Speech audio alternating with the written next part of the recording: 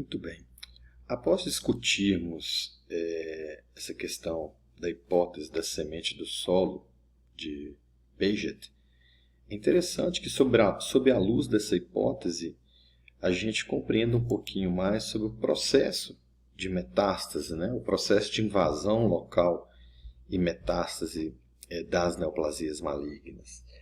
Eu vou utilizar esse esquema aqui, que é um desenho esquemático do livro do Coutran como de Collins, onde eu tenho aqui em cima o tumor primário. A gente pode imaginar, por exemplo, que seja pele, por exemplo, um carcinoma de pele. E aqui eu tenho o tumor secundário, ou seja, a metástase desse carcinoma, por exemplo, para o pulmão. Esse desenho tem uma pequena simplificação, que você não tem aqui invasão da via linfática, você tem aqui invasão da via sanguínea. Mas cabe destacar que, sendo um carcinoma, inicialmente essa metástase ocorreria pela via linfática. Tá? É uma simplificação do desenho.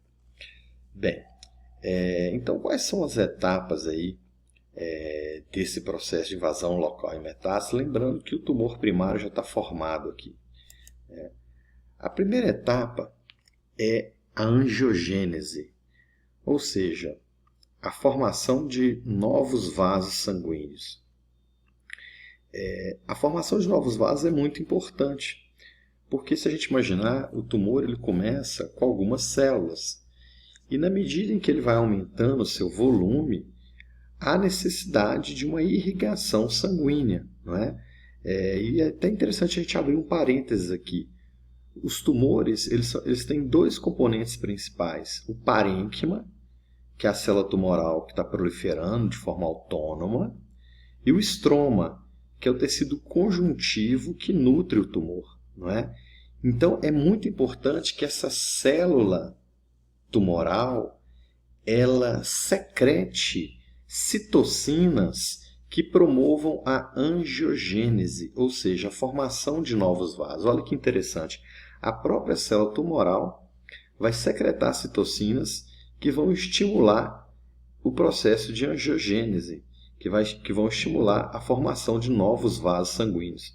Citocinas, por exemplo, como o VEGF, que é o Vascular Endothelial Growth Factor, ou fator de crescimento endotelial vascular.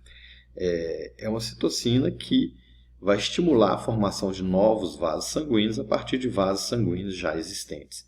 Então, a primeira etapa é essa. Né? A gente tem que ter essa necessidade de angiogênese, até para que esse tumor em crescimento seja nutrido. E notem, muitas vezes esse estímulo para a angiogênese parte da própria célula neoplásica, como, por exemplo, pela síntese, produção e secreção de substâncias angiogênicas como o VEGF. Bem, após a angiogênese, uma coisa interessante que tem que acontecer é a perda da adesão intercelular. Notem aqui, aqui eu tenho um carcinoma. Esse carcinoma, para começar a invadir, as células têm que perder a adesão entre elas. Muito interessante, não é? Então, imagine, eu tenho aqui um tecido epitelial, um epitélio de revestimento aqui nessa região. Né? Essa adesão ocorre muito por meio de desmossomas. Então, esses desmossomas têm que perder a sua estrutura para que essas células percam a adesão entre elas. Isso é interessante, isso ocorre por meio, por exemplo, de mutações gênicas. Nós sabemos que essa célula neoplásica está proliferando sem controle, várias mutações vão surgindo, e pode ocorrer, por exemplo, mutações num gene que codifica uma proteína chamada caderina E. Essa caderina E é uma proteína que participa dos desmossomas. Se o gene que codifica essa proteína está alterado, a célula deixa de produzir essa proteína, essa caderina E. Então, a adesão entre as células pode ficar comprometida. Bem interessante, né? Perda da adesão intercelular. O próximo passo para o processo de metástase é a invasão da matriz extracelular. O que tem que acontecer? Essas células que estão aqui, elas têm que ser capazes de invadir a matriz extracelular. O que é a matriz extracelular? É aquela rede complexa de macromoléculas que sustenta as células. Né? a primeira matriz extracelular que esse carcinoma vai encontrar é essa membrana basal que está aqui, ó, nesse marrom um pouquinho mais escuro, não é? A membrana basal ela separa o epitélio do tecido conjuntivo da lâmina própria. Então, essa célula tem que ser capaz de invadir essa matriz. Inicialmente, a membrana basal e depois essa matriz aqui do tecido conjuntivo propriamente dito, que é muito rico em colágeno, tanto a membrana basal como a matriz do tecido conjuntivo. Agora, como que a célula faz isso? É um processo muito interessante. Ela faz isso por meio de 3 passos principais. Primeiro, ela tem que se aderir a componentes da própria matriz extracelular. Porque para uma célula caminhar, ela tem que primeiro estar aderida. Depois que ela está aderida, ela tem que ser capaz de secretar enzimas que vão degradar essa matriz extracelular. Vou dar um exemplo de uma enzima, colagenase. Essa célula tumoral ela tem que ser capaz de secretar colagenase para quebrar o colágeno que está aqui na membrana basal, para quebrar o colágeno que está aqui no tecido conjuntivo propriamente dito, não é? Então, ela tem que ser capaz de secretar essas enzimas que vão degradar a matriz extracelular. Então, primeiro, ela tem que se aderir à matriz. Ela se adere à matriz por meio de interação de receptores dessa célula com componentes da matriz. Isso é um pouco mais complexo, não cabe a gente entrar aqui. Depois, ela secreta enzimas que degradam a matriz. E depois, ela tem que emitir um pseudópode para poder caminhar. Olha que interessante. São 3 passos. A célula se adere à matriz. A célula secreta enzimas que degradam a matriz. E a célula emite um pseudópode, uma projeção, para poder migrar sobre aquela matriz que foi degradada. E quando ela repete esses passos, isso é cíclico, né? Se adere à matriz. Passo 1. Secreta enzima. Passo 2. Emite um pseudópode, passo 3. Aí ela volta para o passo 1, que é se aderir à matriz, secreta enzima, emite pseudópode. Isso é cíclico, são 3 passos. Com isso, a célula que está aqui em cima, ela é capaz de vir parar aqui, ó. Ela vai invadindo localmente. Isso é uma grande característica das neoplasias malignas. Mas ela tem que ter essa propriedade, né, gente? De, por exemplo, secretar a colagenase, né?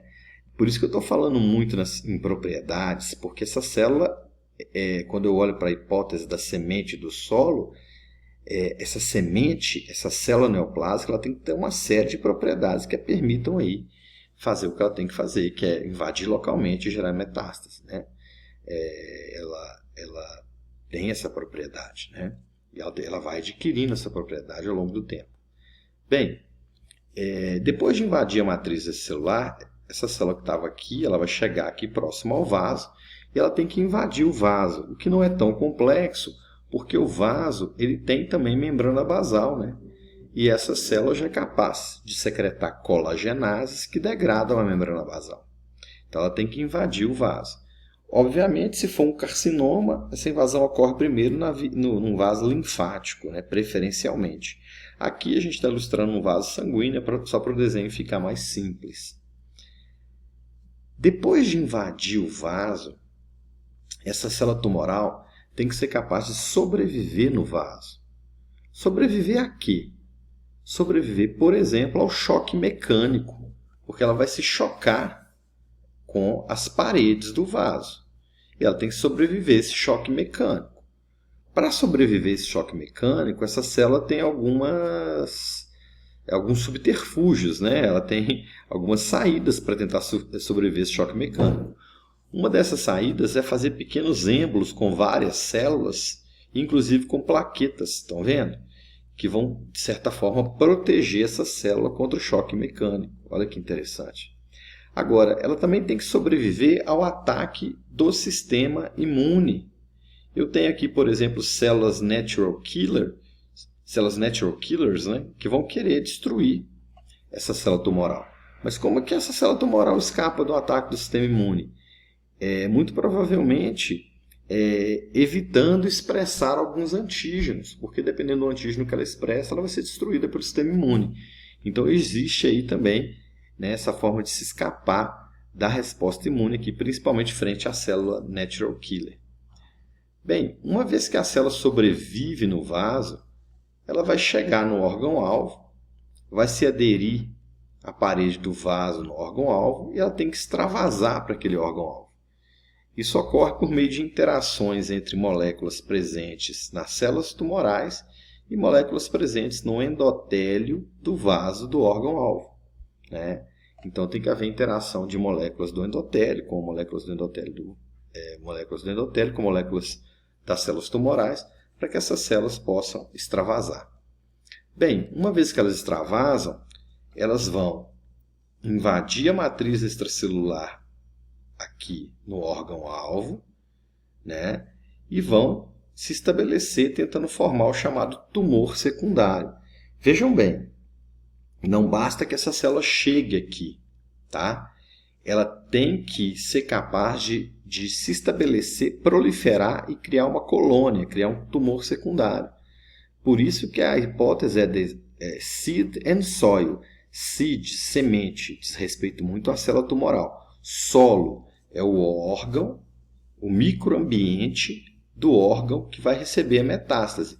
Esse microambiente tem que ser favorável, porque ele tem que permitir com que essa célula se estabeleça, prolifere e forme uma colônia. Tá? Então, tudo isso é importante nessas etapas.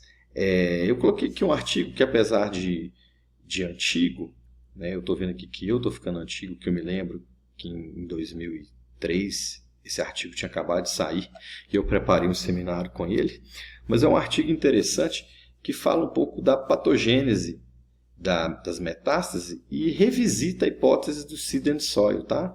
Apesar de um pouco antigo, aí 17 anos, que já foi publicado, me lembro bem quando eu vi esse artigo pela primeira vez, ele é um artigo que volta lá na hipótese do seed and soil de Paget e revisita, né, essa hipótese. Bem interessante o artigo, tá? Eu, inclusive, vou disponibilizá-lo para vocês. Bem, para a gente poder compilar essas informações aí, não é? É interessante, olha, é o mesmo esquema que eu dei, porém de uma forma um pouquinho diferente. Eu retirei aqui do próprio artigo do Fiedler, né? Onde ele mostra aqui, olha, na letra A, o tumor primário, e ele está mostrando, olha, que esse tumor, quando começa a proliferar, as células tumorais estão aqui em azul, né? Quando ele começa a proliferar, ele demanda uma angiogênese, né? Que para invadir, essa célula tem que perder a adesão, esse detachment que é perder a adesão, e ela vai invadir, né? E ela vai atingir o quê? Vasos sanguíneos e linfáticos, né? Ela tem que invadir o vaso, como a gente mostrou. Ela vai interagir com plaquetas, vai interagir com linfócitos. Lembra que ela precisa de interagir com plaqueta para sobreviver ao choque mecânico. Vai interagir com linfócito, é perigoso porque o linfócito pode matá-la se for uma célula NK, então ela tem que saber driblar essa resposta imune. Ela vai ser transportada pela circulação, né? Vai chegar ao órgão-alvo, né? Uma vez que ela chega no órgão-alvo, ela vai se aderir à parede do vaso lá no órgão-alvo. Esse aqui é um vaso do órgão-alvo, né? E ela tem que extravasar no órgão-alvo, né? E esse órgão-alvo tem que ter um microambiente favorável à proliferação, à angiogênese, à formação do tumor secundário. Então, tudo isso é extremamente importante para que ocorra o processo de invasão local e metástase das neoplasias malignas.